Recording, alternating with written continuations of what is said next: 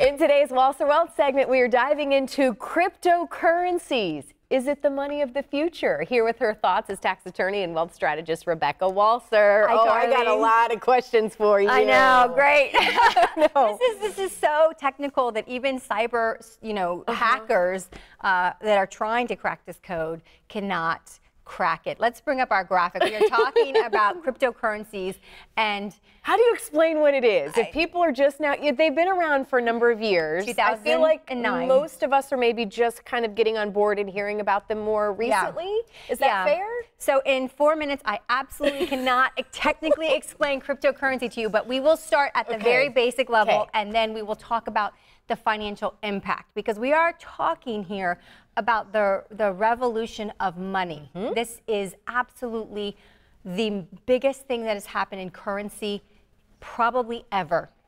Except since the invention of an actual coin that replaced a barter transaction. It was you have something I want, I have something you want, we switch it. That's how we used to do things. We need to go back to that. Now then we had this little coin that said, here, I'll give you a coin, you give me what I want, I'll take that coin and go buy what I want. This is the biggest thing that has happened. So what is it? Well, in January of 2009, this guy, it's crazy even to explain, but Nakamoto in Japan was so upset, and he wrote an essay about this. He was so upset with the crash of 2008 that he basically believed that all currency was fiat, which basically means fake, a lie, and that its whole premise had to be based on trust. And he decided to invent a code that would release over time, over a 20-year period, about 21 million coins that were not based on trust, but basically based on the code and only the code. Had nothing to do with trust. And he would eliminate trust from the equation. The issue with that is that it will eventually eliminate the need for government, central banks, the Federal Reserve, from the equation. And that's where the revolution of money is going to come to a head. I can't even put it into words for you how big that could be. Okay, so as of right now, what is going on with people investing in these? People are buying them. What is going on today? What do we need to know today? Cryptocurrencies are meant to be a currency. People are buying them as investments, much like they're buying gold.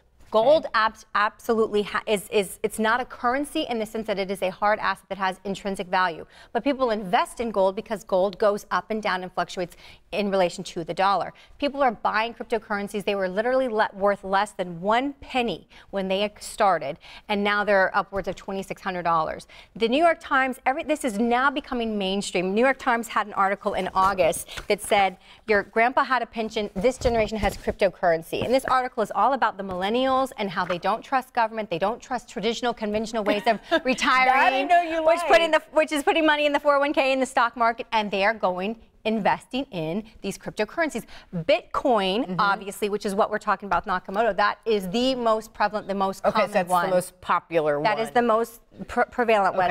There are other ones, and those are called what we call altcoins. So the million-dollar question I have for you, is this something that you are backing or that you were looking into and feel good about?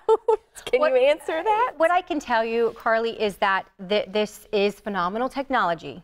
Absolutely, you've got hackers that have been trying to hack the actual code, steal coins, if you will. And they can't do it yet. And the technology has been proving to be it's based on blockchain distributed technology. I know I can't explain that to you, but it's difficult and it's very hard to crack. It doesn't revolve a trust factor. It is unanimous transactions between a buyer and a seller. The thing that we have to start to really be concerned about is that there are countries now, Japan, that are starting to accept this as legal tender in the country. Merchants have been doing it for a while. We now have countries starting to do it.